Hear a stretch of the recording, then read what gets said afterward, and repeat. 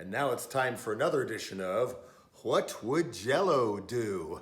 Oh no, the coronavirus is gonna kill us all. Hide under our beds, never leave our homes, line our walls with as many rolls of toilet paper as I have vinyl records and stuff, and hope for the best. Let them eat toilet paper. Have everybody study and do their jobs online so they don't interact with anybody face to face, except for the poor service workers who have to deliver all the toilet paper because nobody will go outside.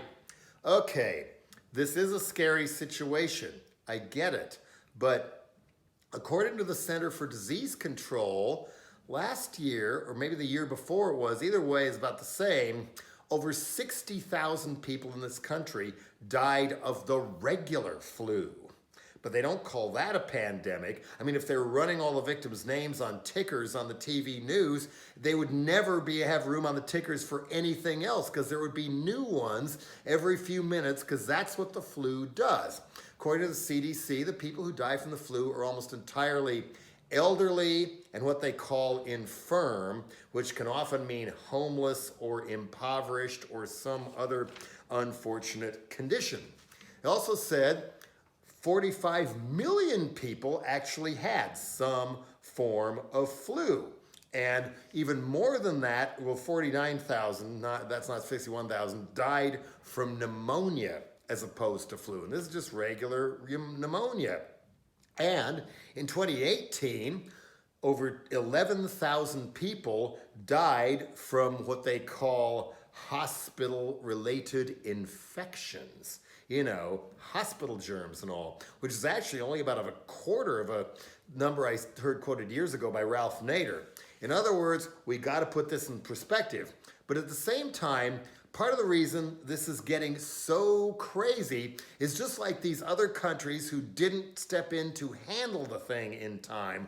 Well, how good is our response really going to be when Donald Trump cut $1.8 billion from the Center for Disease Control as soon as he got in? Over 700 doctors and scientists, the best and most specialized in the world in this, were let go, you know, the ones who network with people in other countries, and installed as the head of the CADC is a fundamentalist Christian, and installed as head of Trump's task force on the coronavirus is an end times arch fundamentalist named Mike Pence, who may or may not be thinking, oh, this must be the plague of locusts. We want everybody to die. We got to get people sicker because then Jesus will come back. There's that going on too. And if that's not enough, coronavirus was first documented over a year and a half ago in a Chinese medical journal, and now it's out in the open that our own government knew about the damn thing last fall, and supposedly Trump was even told about the whole thing. And so it's been around for a while. One of the alternative Tentacles bands, Tsunami Bomb, one after another got sick with something on their last tour that sounds almost identical to coronavirus. Maybe it was. And if you're at one of those Tsunami Bomb shows and you never got sick, guess what? You probably won't, or at least we're exposed that particular time, which is kind of blunting my hopes that all those people who walked in carrying it to the CPAC conference, you know, including shaking hands with Trump later on Air Force One, like Representative Matt Gaetz did, of course, we're hoping that it'll somehow thin the right herd, but that might be too much to ask for, because a lot of people, and they admit this, get it, don't know they have it, don't have the symptoms, and then they don't have it anymore.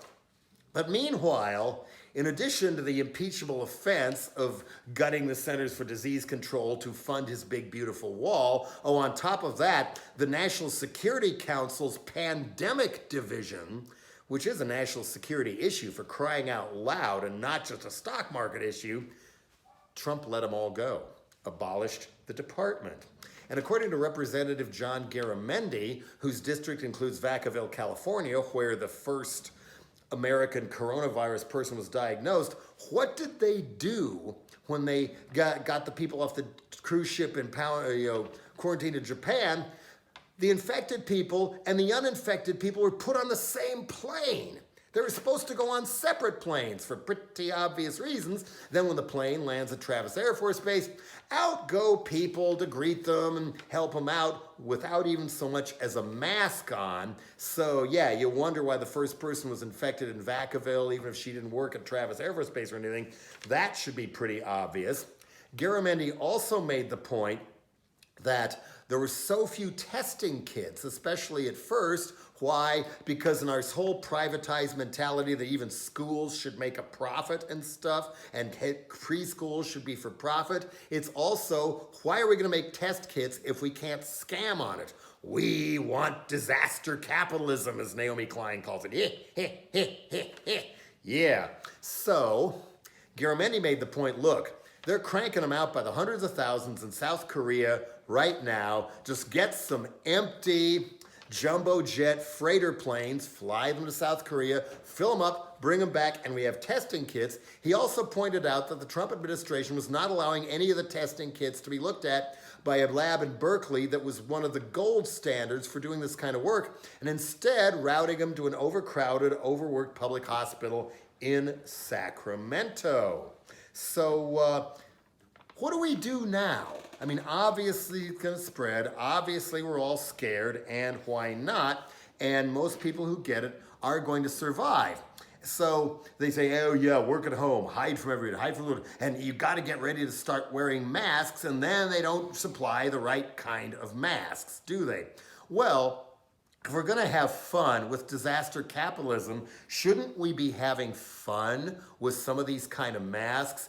Calling Guar, calling Slipknot, calling every lucha libre wrestling mask maker, you know, put a little gauze over the mouth and you could make money hand over fist at this. I mean, you could do that kind of a mask, which I think is from maybe Indonesia, or if you want, there's always this kind of a mask. You know, you could have all kinds of fun with this. Or keep it simple and just use the old serial killer mask or something. This is actually a ski mask for snowshoeing, rock climbing, cross-country skiing, you name it, that I drew little zits on before I used it at a few shows at Dead Kennedys.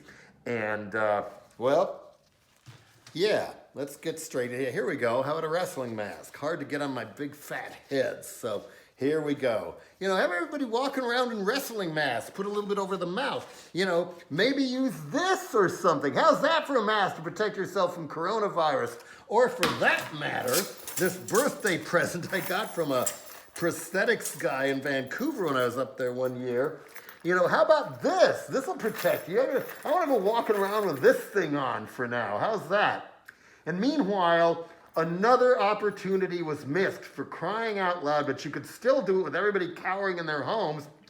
Bring them a little pail of unemployed ticks, so at least everybody can enjoy Corona and lime.